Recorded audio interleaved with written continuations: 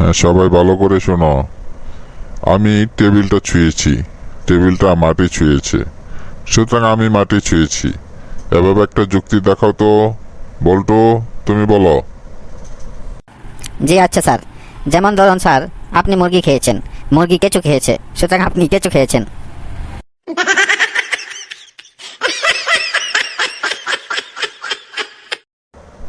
আচ্ছা বল্টু, বলো তো, তোমার পায়ের জুতা কি দিয়ে তৈরি হয়?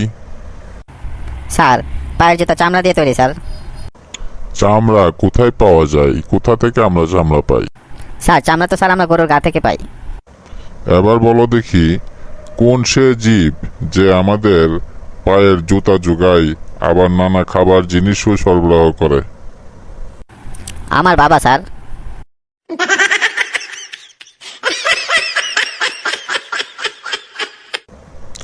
যারা একেবারে নির্বুত গাদা, তারা ছাড়া সবাই বসে পড়ো।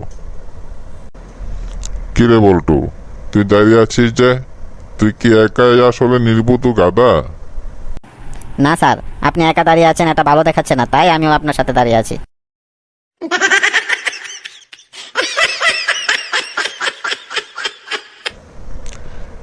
ইঁদুর লিখতে গিয়ে তুমি চন্দ্রবিন্দু দাও না কেন বল্টু? স্যার, ইঁদুরটাকে বেড়াল তাড়া করেছিল, কিন্তু ইঁদুরটাকে ধরতে না পারলেও চন্দ্রবিন্দুটাকে ধরে খেয়ে ফেলেছে স্যার।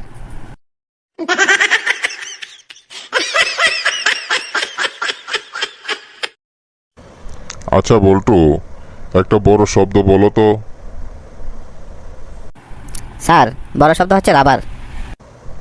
কিন্তু এটা তো ছোট শব্দ। টানলে বড় হয়ে যাবে স্যার।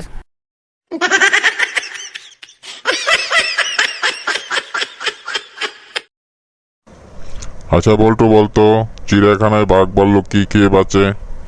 নিশ্চয়ই চিরা খেয়ে বাঁচে স্যার। বেটা গর্দব কোথাকার! আফ্রিকার স্যার। তোর মাথায় কি কিছু নেই? চুল আছে স্যার।